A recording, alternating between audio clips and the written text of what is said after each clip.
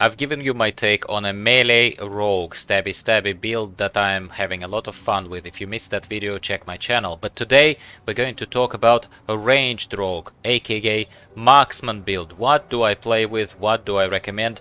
And this is a leveling build. I'm straight away telling you it is not yet been end game proven, but I think it's headed in the right direction, and in this video I will tell you why I believe that. If you are impatient or are lacking attention span, please use the chapters in the timeline of the video, otherwise keep listening and I'll explain everything to you. And also the import string for this build, the inspection string for the website that will show you the build, is in the description as always. So let's get started.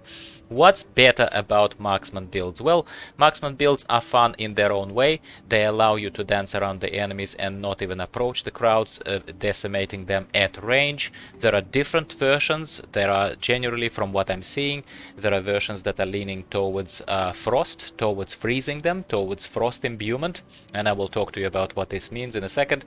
But I am experimenting with, again, a mixed build, simply because a one-sided build, in my opinion, both for melee rogue, both for marksman, one-sided build lacks in one or another area by definition. If one-sided build, say shadow build, is very good at AoE, then it lacks on bosses. Same here, if a frozen build is very good on crowd control and AoE against smaller trash enemies, it is not very good against bosses. And that is the first and primary point that I'd like to make up front to those of you who are wondering, why am I a bit spreading seemingly thin? I have frost, I have a bit of poison, I have this and that. So I'm going to explain this to you right now. Take a look at my build. Here is what I'm doing here, at least what I'm experimenting with. Once again, it is not yet end game proven build, but I think it's pretty good. We're starting with Heartseeker simply because it ricochets and it's much easier to hit the enemies. It's as simple as that. So Heartseeker. Then yes, there is a school of thought where you would go with Barrage. There is also not a bad imprintable aspect for Barrage, and I even have the item with imprinted aspect that modifies Barrage further. However, I find Barrage lacking on single target fights naturally, because it spreads, it again hits groups of enemies, but on bosses you will immediately start suffering with Barrage, which is why, because we need kind of a all-in-one sort of build, I'm trying to create this amalgamation that works much better for me with rapid fire. The most recent patch, also just balancing patch, has also buffed rapid fire a tiny bit, not by a massive amount, but a little bit they buffed it. So it means that they're paying attention to rapid fire and they are now aligning it a little bit more with the other currently perhaps dominating skills such as Barrage. Now, rapid fire, why do I like rapid fire? Is because, especially when imbued, it looks almost like a hose of either fire or of frost, depending what you imbued it with. So it just looks fun. It's a very machine gunner playstyle. I quite like, personally, the playstyle. It's very strong on single target enemies, and it's pretty decent, with slightly less spread naturally on the groups of enemies, as you can see in the background footage. So, rapid fire, you can read the description of the thing yourselves. What am I doing as well? I am also increasing the critical strike with every subsequent arrow, and I am getting energy per cast if it hits a vulnerable enemy. Enough said about that. Now, I do have caltrops to slow down the enemies. It's a trap. It's also a frost imbued trap, because it's nice to slow them down, to chill them a little bit, but this is exactly where I'm still experimenting with this, because I like caltrops, but I have limited success with caltrops, and caltrops is virtually useless on bosses, which is something that I would like to call out straight away to you.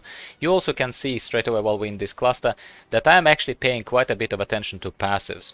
First of all, the biggest problem of a rogue is if they are knocked down or disabled. That is when you can be dead very quickly, which is why your passives, especially something like reactive defense, where you get almost 20% damage reduction when inflicted with control impairing effects, where it becomes really critical. Remember one thing that I said in the previous video, and I'll repeat it once again. Dead damage dealer does no damage. You cannot completely forget about your defensives. I also have skipped one here thing, but I would want to show it to you.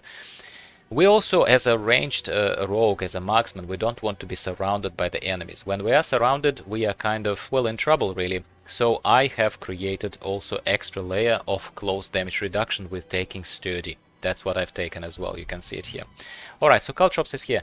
But the kind of the crown jewel in this defensive cluster is to get out of dodge, so to speak, to get out of trouble, get out of bad. Dash works much better than trying to pretend to be tanky or slowing them down. It doesn't always work with Caltrops, and like I said, it's virtually useless on bosses unless bosses summon adds. That's where it helps, but you need to get out of being hit by the boss. And you can see me testing both kind of variations where I went towards Caltrops and didn't have dash, and then when I had dash on Brawl, one of the bosses that you will encounter during the campaign. And you can see that without being able to get out of dodge, so to speak, it is really grim. It is really, really sad, yeah? So I have dropped, as you can see, I have dropped the... I did not take Dark Shroud now in a more successful build that currently appears to be more successful, and instead of trying to be tanky, I am trying to stay at range. Obviously it's not a melee rogue build, and I'm trying to get out of dodge. This is very critical call out. Alright, now everything sort of points towards Frost for a ranged rogue, for a marksman, because you want to slow down your targets, yada yada yada. That's all great, and please do not think that I'm blind and don't see this. I see this, yes I do. Everything, Caltrops can be imbued with Frost, there is imbuement of Frost towards your ultimate and other kind of stuff. However, problem is that yes, you can slow things down, but like I already said several times, slowdown works only in a very limited way on bosses, practically doesn't work at all. And it doesn't really, yes it does some damage, but nowhere near as poison. Greetings. So I am using poison in this particular case. There is a school of thought where you could have gone with Shadow Imbuement as well, but Shadow again causes damage to the groups of enemies, and I think this build, if nothing else, it's already okay on groups of enemies. It needs more oomph, more damage to the bosses for something, preferably damage over time ticking on them as you continue dancing around and running away. Works much better for this build.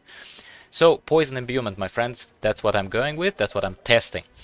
For the ultimate, unsurprisingly, we are taking Rain of Arrows. Imbuement skills are improved on Rain of Arrows, so poison, it could be a poison rain, hence the kind of name of the build that I'm giving this. Experiment, and also it knocks down enemies for 3 seconds every second wave. You obviously need to shoot a Rain of Arrows kinda ahead of time. I'm still getting used to it, because if the enemy charges at you, the Rain of Arrows wave, so to speak, misses the enemies and you kind of just fire them into nothingness. So that's a mistake I made in the past. Now, passive, final passive, you can take only one of these, and there are different ones that you can take. I think that we, believe it or not, even being a marksman, even being at range, I actually would like to be more effective when they come closer to me, because that's when you as marksman will feel most vulnerable. That is why I am boosting my close quarters combat, believe it or not. And yes, once again, for the last time, it is a leveling build, it is still a hypothesis, and I will keep evolving it, especially if you continue on my journey with me. And like and subscribe to this video, give me your opinion in the comments down below. I welcome any alternate thoughts on this, as long as you're not a troll and not just bashing something you don't understand or didn't listen to my explanation or reasoning.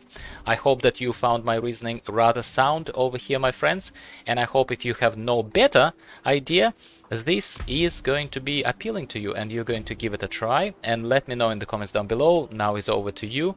Do you prefer still a melee rogue, a melee build that I offered you, which is very, very fun, very cool in its own way, or are you actually leaning towards this marksman rogue, ranged rogue, with perhaps a little bit of augmentations, changes of your own?